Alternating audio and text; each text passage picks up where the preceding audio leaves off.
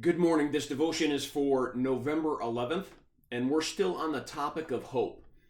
And the verse is from Romans chapter 15, and Paul says, "For everything that was written in the past was written to teach us, so that through endurance and the encouragement of the scriptures, we might have hope."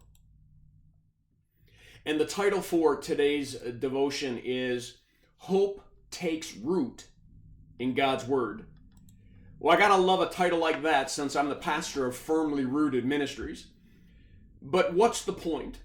We are called Firmly Rooted Ministries because we believe that God's Word is God's Word, which means if God says it, it's true.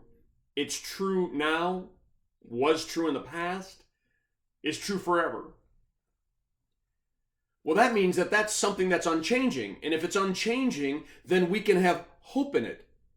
So if it's filled with some promises, if it says things about our future, if it says things about what happens to us when we're in trials and suffering, if it says things to our lives, then we ought to believe them.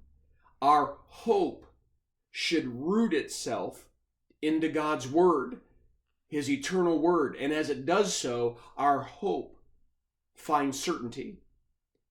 It's not just a wish, but it's a certainty.